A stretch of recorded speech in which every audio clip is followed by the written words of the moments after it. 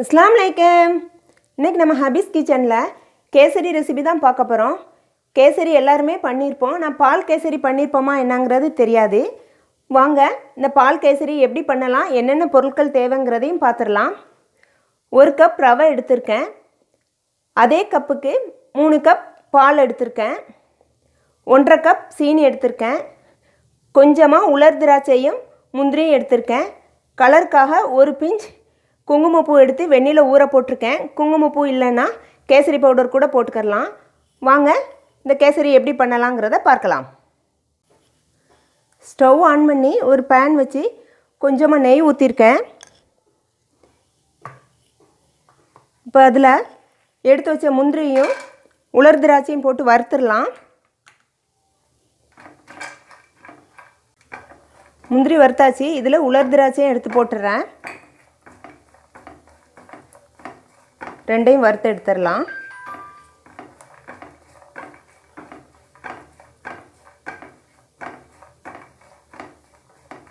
ரெண்டுமே வறுபட்டுருச்சு. இப்போ இதை அள்ளிடலாம். வறுத்த நட்ஸை எடுத்தாச்சு. அதே பேனில் எடுத்து வச்ச 1 கப் ரவையும் சேர்த்துட்றேன். சேர்த்து வறுத்துருவோம். எந்த கப்பில் ரவை எடுக்கமோ அதே கப்பு தான் பால் சீனி எல்லாமே எடுக்கணும். ரவையை நெய் விட்டே வறுத்துருவோம்.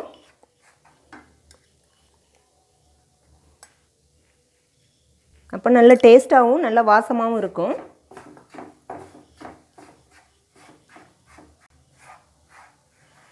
ரவையை வறுத்தாச்சு. ஸ்லோ ஃபயரில் வச்சு தான் ரவையை வறுத்து எடுத்திருக்கேன். இப்போ பால் சேர்த்துடலாம். ரவை எடுத்த கப்புக்கே 3 கப் பால் எடுக்க போகிறேன்.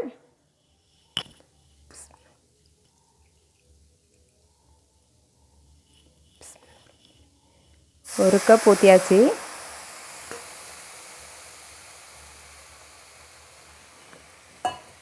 ரெண்டு கப் எடுத்தாச்சு.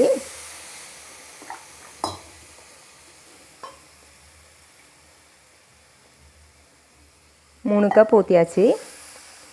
இப்போ நல்லா கிளறிடலாம். இந்த பால்லையே ரவை நல்லா வெந்துடணும். கட்டி எதுவுமே விழுந்துடக்கூடாது. நல்லா அடி வரைக்கும் நல்லா கிண்டி எடுக்கணும். பால்லையே ரவை வேகட்டும். பாலெல்லாம் நல்லா உறிஞ்சி ரவை வெந்துருச்சு. இப்போ கொஞ்சமாக நெய் சேர்த்துக்கிறேன்.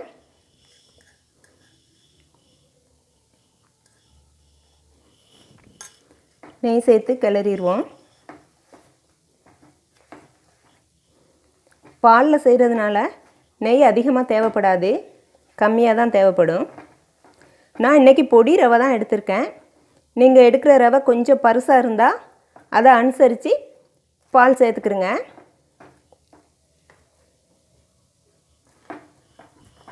இப்போ எடுத்து வச்ச சீனியை சேர்த்துட்றேன். பால் எடுத்த கப்புக்கே 1.5 கப் எடுத்திருக்கேன். இது நல்ல தித்திப்பாக இருக்கும் நான் எடுத்த அளவு. நீங்கள் கம்மியாக இனிப்பு சாப்பிடுவீங்கன்னா ஒரு 1.25 கப்பு அல்லது 1 கப் எடுத்துக்கலாம்.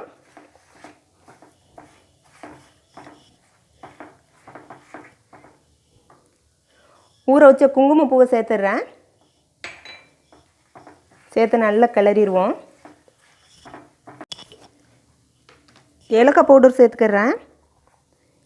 இது சீனியோடு திரிச்சது தான், அதனால் 2 ஸ்பூன் சேர்த்துருக்கேன். நல்லா மிக்ஸ் பண்ணிடுவோம்.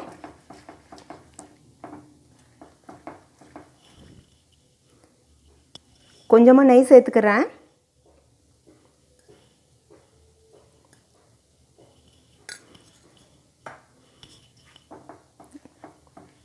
நெய் சேர்த்து நல்லா மிக்ஸ் பண்ணி விட்டுறலாம். நம்ம கேசரி ரெடி ஆயிடுச்சு.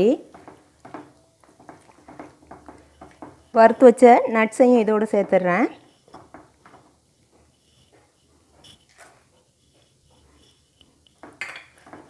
நட்ஸு சேர்த்து நல்லா கிளறிடுறேன். இப்படி பார்க்கும்போது பேனில் ஒட்டாமல் வரணும், திரண்டு போய். பால் சேர்த்து பண்ணதுனால நல்ல டேஸ்ட்டாக இருக்கும்.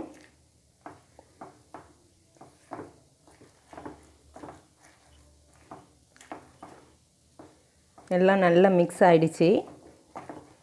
கேசரியும் ரெடி ஆயிடுச்சு. இப்போ ஸ்டவ் ஆஃப் பண்ணிடலாம்.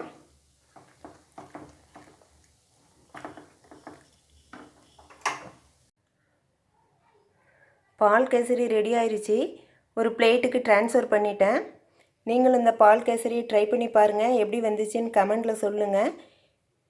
இந்த வீடியோ பிடிச்சிருந்தால் லைக் பண்ணுங்கள், ஷேர் பண்ணுங்கள், சப்போர்ட் பண்ணுங்கள். அஸ்ஸலாமு அலைக்கும்.